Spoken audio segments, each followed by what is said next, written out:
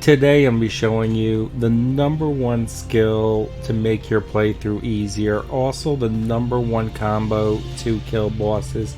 Now I've already beat the game, I'm on New Game Plus, I did have early access, did have a lot of competition, but I was the first one to beat the game on Xbox, and this skill definitely made my playthrough so much easier.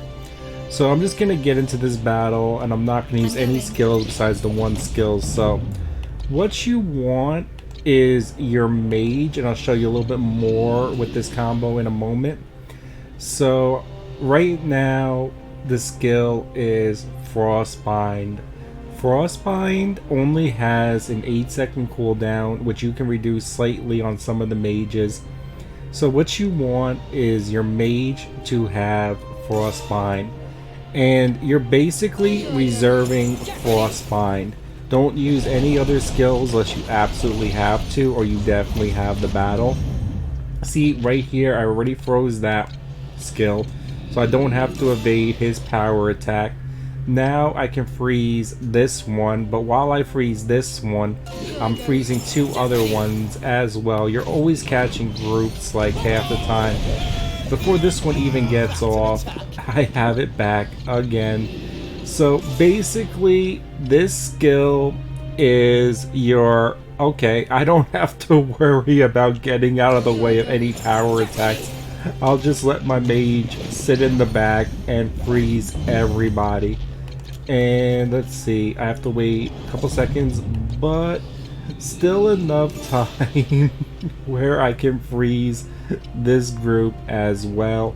So we're gonna get into the combo in a moment with the boss killing. I'm gonna show you that, but I just wanted to get into a little bit more on this skill real quick. So there's 2 ways that you can run your mage. You want to run your mage as a double mage. One of the mages, if you're in the first half of the game, you can make your primary mage the freeze mage, or if you're in the late half of the game, make your secondary mage the freeze mage. Now, for your other mage, you can either go with the all-out damage, the higher luck, Sanctuary Lightning Rod, Frenzied Soul, and Covenant, or whatever circle. That would be the ultimate level 5 weapon. Granted, use whatever you want. I mean, if you don't have level 5, use level 4. If you don't have level 4, no, use level 3. But you could also just use the lower level one that has the heal. The heal only has a 3-second cooldown. Plus, if you get the skill, you can reduce that on some of the mages to 2 seconds through accessories or through some of the mages' skill. So with a 2-second cooldown, with the 50% heal, you can actually basically heal people in between your frostbinds as well and still get your frostbinds off. So now you have a mage that heals and cancels out every power move. Now granted, on some bosses they are going to get freeze immunity, so it's for stopping all the other battles and making them a lot easier. But once we get into this boss killer thing in a moment, and it's good to have, because once in a while you will get to that moment where you might have 2 attacks, like right after you use a freeze, like right here. So on like one of your other dudes, you might want to put a shield bash, shield charge combo as well, just so they can cancel their own out. Once in a while, you will have to get out of the way. 9 out of 10 times, you're going to be able to cancel the moves. See, like right here, I don't have the heal on my mage, and because I don't have that heal on the mage, I gave the heal to my archer for their secondary, because they're always in the back. So if you don't put the heal, the standard 50 heal on the mage, then definitely put it on the archer. Now we're going to skip forward and I'm going to show you the boss battle. I'm getting a little bit into the skills that you should be using to make your boss battles from like 33-50% into the end game, where it gets really hard, how to make those battles really easy. So here we have a level 50 dragon. Understood. Now what you're going to want to do is you're going to want to put a ailment on him. Now the easiest ailment obviously is the freeze until they get freeze immunity. Also why we keep shield bash and shield charge on another enemy. Also if you're using an archer, that works as well.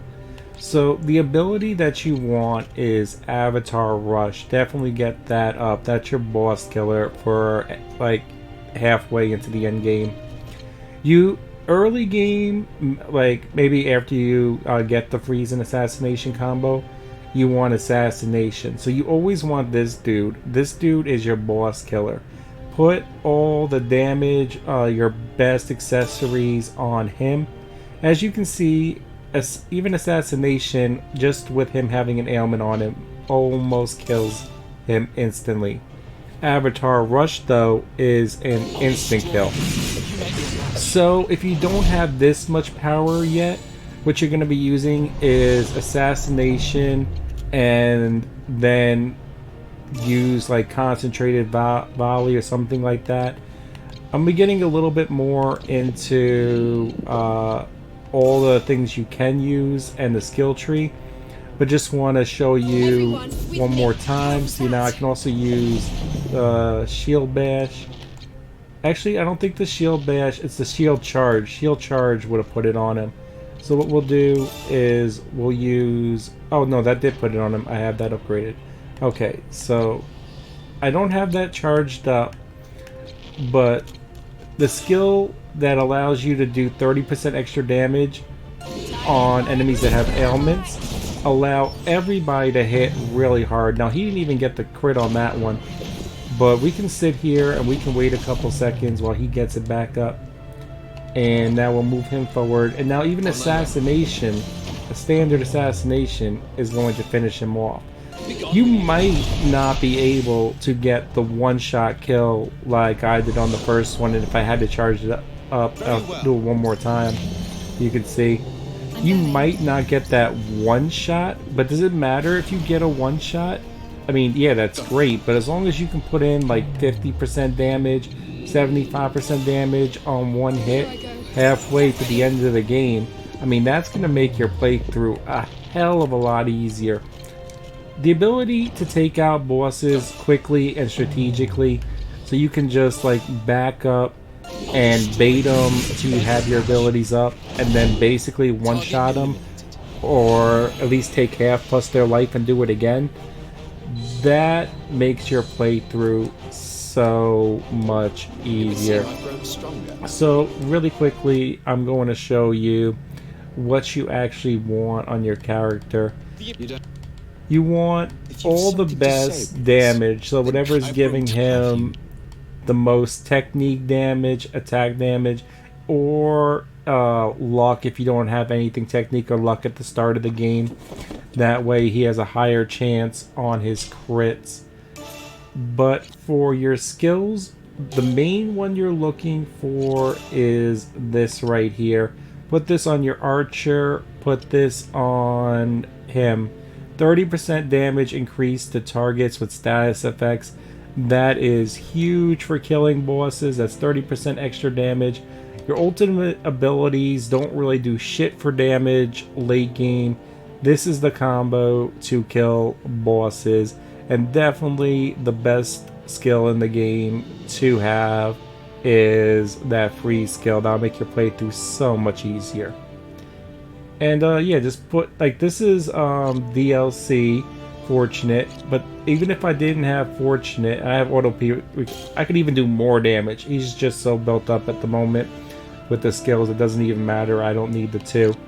But yeah, halfway through the game, you're going to start getting, and this one's late game, but you'll start getting these things that give you like 20 plus attack. Definitely stock this dude with two of them. Put the first one on him as soon as you get it. Put the second one on as soon as you get that.